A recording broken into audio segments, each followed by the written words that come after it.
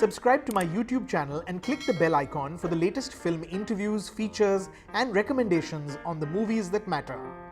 Ramgopal Varma, it's so good to see you, Ramu. I'm very excited that we're chatting today because we're going to be talking about one of my favorite films. This is, of course, Rangeela, which you made 25 years ago. It completes 25 years this week on Tuesday, the 8th of It September. seems like another lifetime. Yeah. Yes. Does it really? Yeah. Does it feel like a very long time ago? It feels like it happened just last week. I mean, the memory is because I think one reason is because being so successful and I keep on meeting people who talk about that film and what they like, what they didn't like. So the memory is so fresh because of that. So I got a shock when I was told that it's 25 years back. Yeah. You know, that film is special because for so many reasons. It is, of course, a great musical, apparently inspired from your love for Sound of Music and Singing in the Rain. Yeah. It's also this great story. It's a sort of hat tip, your tribute to Bollywood, the film industry. It's filled with insider jokes. It's filled with anecdotes and moments that you've really observed. It's the film that turned Urmila Matondkar into a star. It's the film that has one of Aamir Khan's best performances. It's also the film that made you a sort of household name in outside of Telugu cinema, where you were working more frequently until then. This was your big Bollywood film, wasn't it? Yes. Yeah. So I thought, Ramu, what we'd do is, I thought I'd identify 5 scenes or 5 moments from Rangeela, and maybe you can take us through them. You know, what went into their making, why those were special.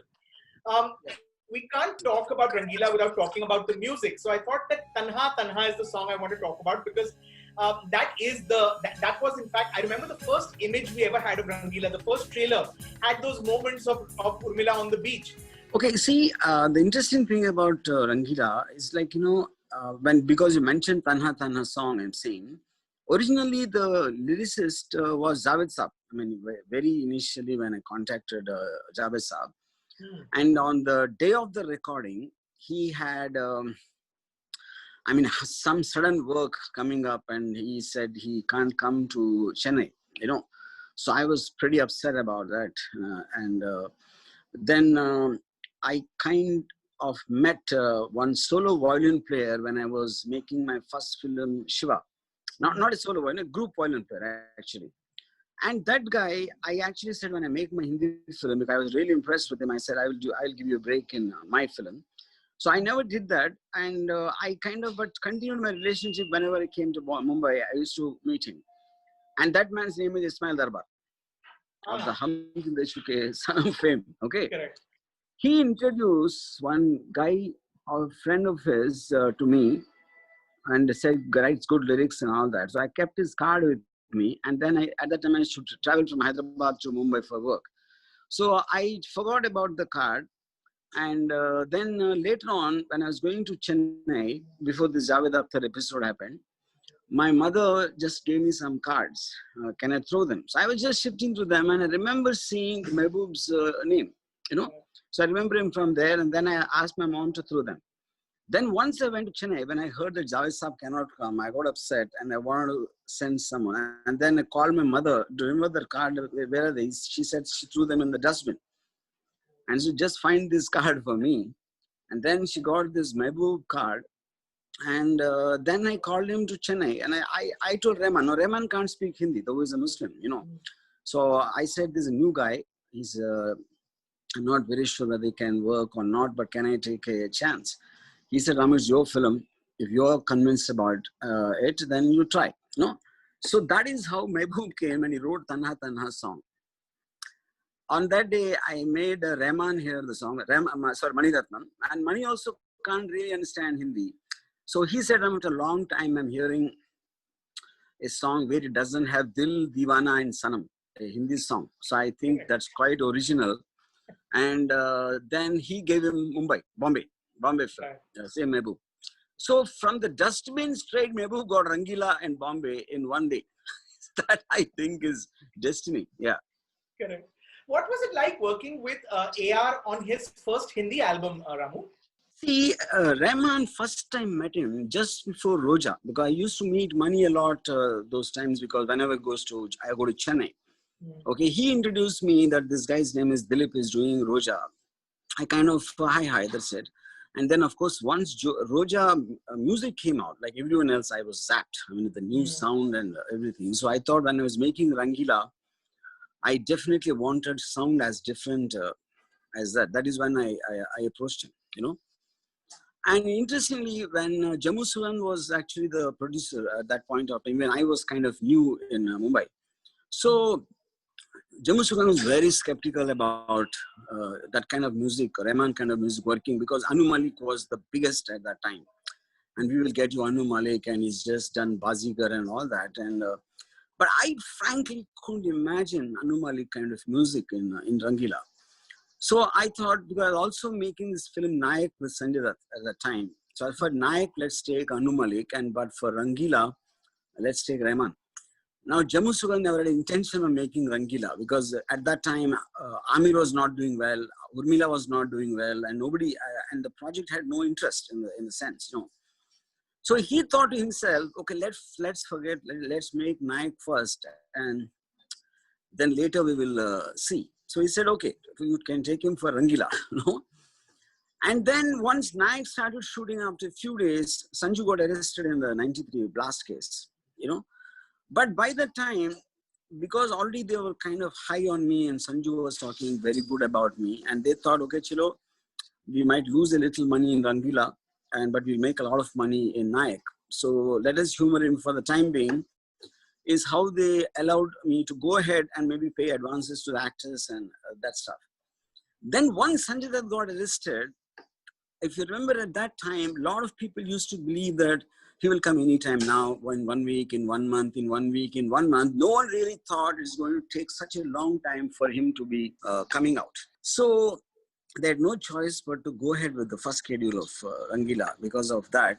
Sorry, and with Aamir and all that. And once they saw Tanha Tanha song, they were zapped. They knew that something very special was happening in this film, and it's not just like run-of-the-mill love story. So that's how the whole thing happened. Then my experience with Rahman was like, you know, he behaves very, I mean, compared to the other music directors I've worked with from the beginning of mine. He's a guy who doesn't try to impress you. He will just, without any fanfare, he will present a tune, a pair rhythm, and him singing in his thin voice. So it's very difficult many times to make out how it will shape up, you know. So when he first did this Yaire song tune, he made me listen, and I thought it's some tribal song. I mean, my first impression was that. But and I can't say liked it or I didn't like it, but it's so different. It was. Then I made Mani Ratnam hear it and said, Mani, what do you think? He said, yeah, you also heard it 3-4 times, and Mani, you just take it, Ramu, because it sounds unlike anything you heard before, you know. And then, of course, once it finished the track and all that, it was super. Now, Rahman has this thing of he will never ever have a creative arrogance. If you don't like it, he's not going to, force you to sell you the song, you know. And then the spirit of Rangeela, you know, that also, when he first sent me on CD, because those days it has to physically used to come in a plane, in a courier, you know. And I heard it. My cousin was there at that time, and he said he hated it. And then I made it listen to my driver on my way out somewhere, and my driver hated it. And anybody I was making them hear, they're hating the thing. And then when I was shooting, I played it on location from the speakers. And by evening, everybody was humming it, na, na, na, na, na, na, and everybody is doing it. Then, you know, now this is the piece that became that montage of Urmila dancing on the beach. Yes. Correct. Now this piece, initially after the first reports, first reviews I got from those days, Rajeev, Masand and all these guys, because they're so bad, they said, I called Rahman, and I also knew the production was so complex, what he has done in that, and it might have taken him 4 or 5 days to do that piece, I think. And I called Rahman, this is not what I was looking for. This is not going to suit the situation. Already I told him when I called him and said, Rahman, okay, sir, okay, Rahman, I'll try something else, he said. And then by the evening when everybody is humming, I called back and I said, sorry, Rahman, it's awesome. Oh, fuck it, I'll use this only. I said, and like every song like that had an incredible story. So for example, the Kya Kare Kya Na Kare song, actually, when he gave me the tune, it was done for the first time in life, first time ever, half notes. And his actual tune was, this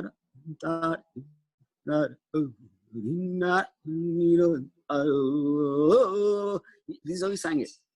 Now, someone, Neeraj Vora, pointed out, because he also has some understanding of music, and he said, Ramu, this is half notes. There are no notes in it. It's something I've never heard before. But we couldn't manage to find a lyric to fit into that kind of a unique experimentation. And I liked what Mehboob wrote, Kya kare, kya na kare, and now they were full notes. So I convinced Rahman, I mean, I love the experiment, but I'm not able to find lyrics to suit the situation because it's a situation song in the film. So finally we converted again into the full notes song of the same tune. And then for Hai Rama, I told him I want something which is reminiscent of Katene Katati, I Love You, in Mr. India song. Okay. Then when he sent me the tune, and it was on it like a very bay tabla, he sang, I thought he's gone mad. What is the difference of Katene Katati and this song? And I thought actually he sent me the wrong song meant for some other film. And I called him and asked him, and I said, no, that's for you. I said, Rahman, how can this be an erotic song? It sounds like Carnatic classical music, See, if you don't like it, we'll try something else. And now when I was hearing it again, it was getting to me. Then again, I called him, and Rahman, are you sure about this? He said, no, I'm very sure, he said. I said, okay, then let's go with it. And then when I went to listen to the orchestra, I was sapped. I've never heard anything like that in my life, So, and interestingly, he gave me two tunes, actually, as an alternative for Hai Rama song. One is this, of course, Hai Rama, what we recorded. And the second song was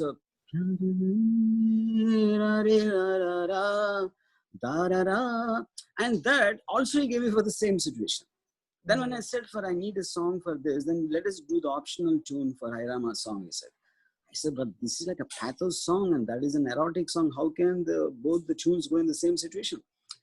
He said, Ramu, there's no such thing as pathos tune or celebrate tune. It is the orchestration which will bring in the emotion. It is not the tune. That was a lesson to me, So that's how that happened. Right. So like I think, and then Ayyo Ilavo song, Manta Hai Kya. Now that when I first made Aamir listen to that song, Aamir said, Ramu, people are going to laugh at this song. For sure, in the theater, I'll take a bet. One, I don't understand what the Ayyo Ilavo. I know Ayyo Ilavo has no meaning. But because Rahman sang it, that words in the tune, whatever else I was trying to put was not working. I took a chance, let's go with Ayyo Ilavo, whether it has a meaning or not. Right. And Aamir had two issues with it. One is the Ayyo Ilavo as words, and second issue is the Rahman's voice is so thin. If it comes from my mouth, it'll sound like a joke, Because Aamir always used to, use some Udit Narayan or someone like that. And that's what people are used to. And suddenly to hear A.R. Rahman's thin, childlike voice through Aamir, which is true. But by that time, I got so used to that song in Rahman's voice. I said, Rahman, just let's Aamir, just leave it. We'll take a call on this, Yeah. So that is briefly the various stories behind the songs of Rangeela. Yeah. I picked Tanha Tanha also because that's the one song which is sort of the marriage of great images, great costume, great choreography. It felt like that was almost like a showcase for this film, for this actress. It was the first time that Manish Malhotra was doing costumes for Urmila. Apparently, that was choreographed by Saroj Khan. That song, Ramu. Yeah. See, the story behind all these issues, what you're talking about. Now, I I was doing this film called Govinda Govinda down south with Sridevi, and Neeta Lula was a costume designer for that, and she was very busy, so she used to send her assistant to deliver the clothes to Sridevi, and I signed Anna Singh because she was the biggest costume designer at that time. Yeah. And she was not able to give me time, and because there was no cell phones on the landline, it was so difficult to catch her, and the dates were nearing. And one day I got fed up, and I told the assistant of Neeta Lula, "Can you do the costumes for this new film I'm making called Rangeela?" He said, "I'll try," and that's Manish Malhotra. Okay, yeah. Now Manish, once he started, he has a lot of passion, and he used to bring in a lot of magazines, international magazines, and we both used to sit at my home and listen to the song and discuss about which color, which this, which that, all that we happened. But interestingly, Tanha Tanha song, I mean, though there were a lot of clothes in that, the most famous was when Urmila is in the beach running. Correct. That was Jackie Shroff's shirt. Because I didn't like that. The Ganji. And I said, I was what to do. And I made a shirt, Lele Bidu, he said, something, and he gave the shirt. And so that's how it happened. And the choreography, see, it was not really much of choreography in Tana Tana song. Most of it, Urmila was doing spontaneously, the jumping out and all that. And the signature movement was given by Saroji. The finger. And yeah, correct. And post that, when we were doing Yaro Sunlo Zara song, and Saroji didn't come to the shooting at the 9 o'clock shift, and we were all waiting what's happened. And her assistant, Ahmad Khan, came. Mummy cannot come because she's tied up in some other film shooting and blah, blah, blah. I said, and I was so upset. How can she tell me that after we're already on the set? So I said, now I am not going to stop shooting. I'm giving you a break as a choreographer. And you have to decide within 2 minutes whether you want to abandon your mummy or not. And he decided in 1 minute.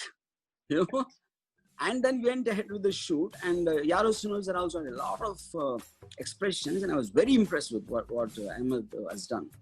And then I gave him the title song, Yaire Rangeela, and that he rehearsed for 3-4 days, and then he asked me to come and see it in some hall in Juhu, and Rajeev, I was zapped. I've never seen movements like that ever. Yeah. Partly it is Ahmed, it is his passion and his newness and everything, and partly Rahman's music is so unusual, his beats and his BGMs, and no one has a choice but to come up with something new, something not, because you're eventually, the music is giving the choreographer to the cameraman, to the director, to the actor. All of them have to think new because the experience of hearing the sound of Rahman was so new at the time. Yeah. The other scene I want to talk to you about is the scene where, the actress, the Gul Badanji, the actress that is the heroine of the film, comes to the scene. She comes late for the shoot, of course. She comes with her mother, and this is that whole inside Bollywood, the anecdotes of how the actress asks for the Sitafal juice, and the guy is telling the producer, but it's not even the season for Sitafal. What do I do? And of course, Mummy ji also wants a Sitafal juice, a Sitafal milkshake. Then she trips on the set, and they cancel the shoot. The whole tantrums of the Bollywood heroine. That whole thing, one thing is widely used to be discussed about the tantrums of actresses, and partly I think I've taken some things from Singing in the Rain, because that was also a kind of a spoofy musical on the Hollywood of that time, Right. And I always heard, at that time, Sridevi, for everything, so mummy, no. And in fact, that was a takeoff on Sridevi and her mother, actually. In my mind, because if you remember, all the time they used to talk about Sridevi's mummy, Okay, and in fact, I remember a lot of people told me this will become a very inside joke, and nobody will know really these kind of things will happen, and it might just go over their heads. But I felt, eventually it's human emotion. It is eventually someone is a heroine, and maybe she's not a very brainy guy, and they're trying to do the position. I don't think you need to know what happens in the film industry. Just because you've seen an underworld film, that doesn't mean you have to be a gangster to understand, So that's the call I took. And in the first day in theater, people were laughing like mad, as if they all knew about exactly this is what happens. Yeah. Okay. And then in the same breath, then like Stephen Kapoor, Gulshan Grover, I modeled him on Vinod Chopra. Because Vinod Chopra, I believe, is the only guy who genuinely believes is the greatest director in the world. And genuine belief, I please understand that. It is not about faking it. It's not about claiming. It's not about, and he genuinely believes. And I find that very cute about him. And Stephen Kapoor was modeled on that. Yeah. I read somewhere that both Vinod Chopra and Shekhar Kapoor thought it was modeled after them. That Yeah. both of them In fact, they were talking about, is it on me or you? I mean, I was very impressed that actually Vinod Chopra realized that, you know. And I said, of course, Vinod Chopra, because Shekhar never, Shekhar is a very introverted guy, and the way he talks is very different. Yeah. Right. Also, very few people may have even noticed that actress, that Gulbadan ji, is actually an actress you went on later to give a very good role to in Satya. That's Shefali Shah. Yes. Because I was very impressed with her in Rangeela, though she just had one scene. Correct. And it becomes a very, very memorable character. Yeah. Right. The other scene, Ramu, I want to talk to you about is the famous restaurant scene. It starts, of course, with Munna, Aamir's character, turning up in that yellow shirt and pant at Millie's home and telling her it's his birthday and taking her to that expensive hotel. I read somewhere, Ramu, that character of Munna, in fact, was based on someone that you knew growing up. Sort of a local gunda in Hyderabad. See, that basically the inception of entire Rangeela actually happened because of that man. His name is Ramesh. He's like a gunda character. And those days, the college students used to hobnob a lot with gundas, you know. And we all used to be chelas of Ramesh. And there was this girl in the college, you know, and this guy was mad after her. And she used to see a very good-looking guy who used to come in a car and all that. So we used to provoke Ramesh, "Arey tu jaake ek maar usko nikal jayega, and then you can have her." And he told me, she deserves someone. In Telugu we said she deserves someone better than me, and that guy is more good-looking and he has money and everything. That for me stuck in my mind, which eventually became the plot of Rangeela in a way, you know. So that guy, just to attract her, he used to wear this atrocious taste he had in clothes and everything, and he used to come and try to catch her eye. So that was for me the, idea of Aamir wearing that yellow dress. Yeah. Correct. It is that great scene where, of course, originally Munna asks for Missal Pav and this and that waiter. I mean, you've spoken in the past about how well you think that waiter performed, of course. And there's that beautiful scene where Aamir says, "Fan chalao," and he says, "Sir, air conditioner's on." And that waiter is trying to be very proper because he works in that hotel. And Aamir, of course, has no pretenses. Munna has no pretenses. He's being when he tells him air conditioner is on. See, that particular scene actually had a huge thing in my life. That particular scene on various ways, not only directly linked only to Rangeela. Correct. Of course, this scene was written by Neeraj Vora. Okay. And after shooting, and interestingly, that scene was shot in 4 different locations, which nobody will understand why. Because we were shooting in a hotel, and the hotel guys were constantly after us to finish shooting because of some event happening there and all that. So the long shot was taken in the lobby of Centaur. Aamir's close-up was taken on the 3rd floor. Urmila's was taken in another place. And all of that was pieced together in the editing room. That scene and your response to that scene, saying that you thought the expression of the waiter was actually what made that scene. That, of course, led to that miscommunication with Aamir. Do you regret that sort of falling out, if you like, with Aamir? Not really. I mean, I think those things happen all the time. I mean, when I've been in the industry for 35 years, and so I think it's okay. When I'm known to speak, and I'm known to speak very, without no holds barred and all that. So I guess I got into such experiences many a time, and this was just one of them. Yeah. What was the experience, Ramu? How do you look back at working with Aamir? Because at that time, he was sort of the up-and-comer, wasn't he?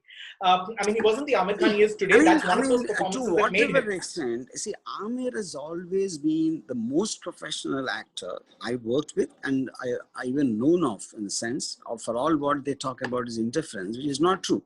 Yes, he speaks his mind, and he tells what is wrong and what he thinks is wrong and what could be right, which I think one should, Like, for example, in Rangeela, after I told him the story, and once he was excited, we finished about 70% of the film. he suddenly started developing doubts on the film, partly because a lot of his films have failed, and some film of mine failed. Urmila's films have failed. So it looks like all losers are in this project. And Aamir wrote a very long letter to me saying that we should stop shooting and me and him should go for 1 month to somewhere and just work on the script and then again come and make the film. I went to his home and said, Aamir, I don't have the patience to write long letters. Okay. The point is, we just discuss what is the issue, exactly what is the problem, you know. He said, Rami, in the first reel, Munna is saying, I'm expecting Munna loves Millie, and there's no problem with Munna. He's not a bad-looking guy. He's not handicapped. There is no problem from the parents. Everyone seems good, and just for the convenience of the screenplay, you're not letting him say that he loves to Urmila. Logically, it sounds correct. I mean, it is true, actually, you know. I said, Aamir, when you heard the narration from me, you didn't have a problem because you didn't know what was going to happen next. Right. Okay. Whereas now, because you have the time you know the ending, you know this, and you are reviewing it in the context of what you already know. That is point one. Now, what he was suggesting instead is to have some conflict with Jackie, maybe beats up Jackie and all. I said that destroys the very purpose of why I want to make this film. Because one is the Ramesh aspect, and second, I told him, and when I watched Sound of Music, I thought the beauty of Sound of Music is there's no antagonist. There is Correct. Nobody was bad. It is a situation which kind of creates that that heartbreaking emotion, and which is what for me Rangeela is about. So the moment, even if it's a natural emotion, Munna goes and beats up Jackie, I feel it's going to be just any other character. The largeness of Munna is in the fact that he wishes well for his love, even though she can't belong to him. So I don't want to change that. Then Aamir said, I don't agree with this, but I also believe that no two people can see a film in the same way. So if I told my viewpoint, if you are convinced about it, then let's go ahead on full steam and your belief. I will just do whatever you ask me to do. And he did it with conviction. It is not like because he didn't like it, he was half-hearted, he lost interest. It didn't happen like that, which is what I think the brilliant professionalism of Aamir is about. And once the film was over, when it became a super hit, he said, I'm glad I'm wrong. I said, no, not necessarily, Aamir. If we went your way, it could have been a bigger hit. How do we know it? I don't think anyone can really think if you do this, it will be a bigger hit or that will be better.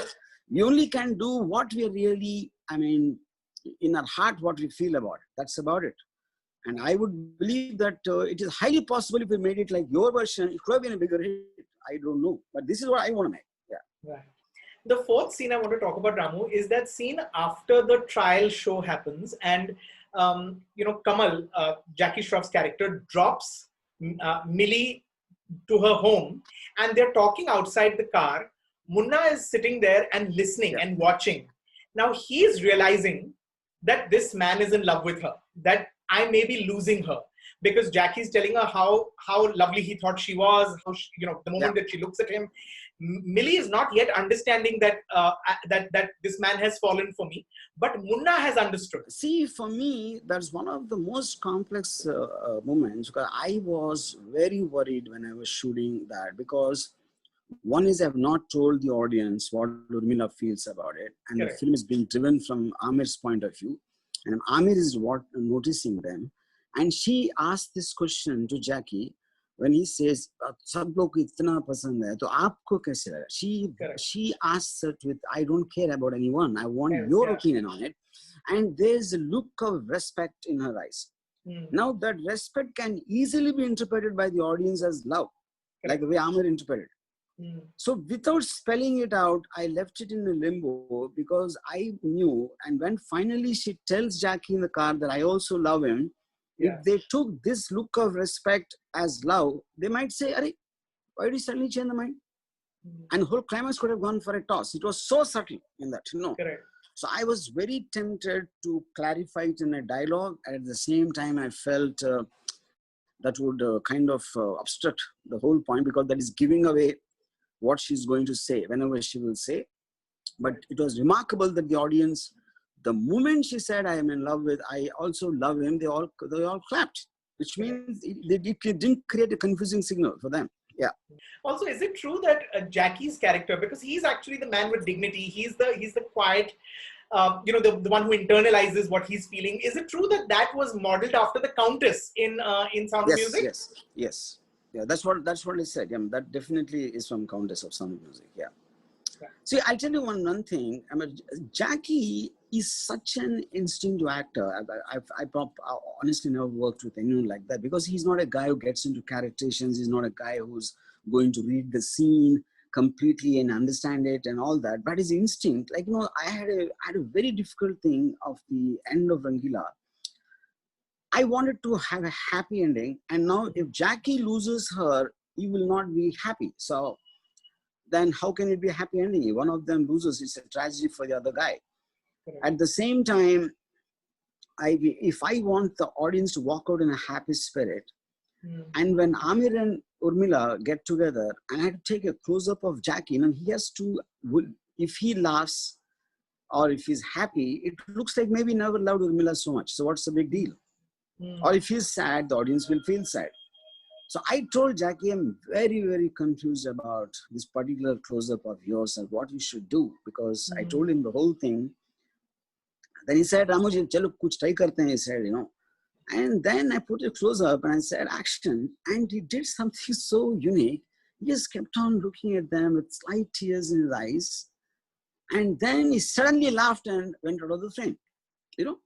That I think even method actors, I doubt, will be able to pull off something like that, to think of something like that, Because then, actually that was going to be his laughter was half meant for the way they were fighting like children after all this. That's it. And the tears gave it a context. Yeah.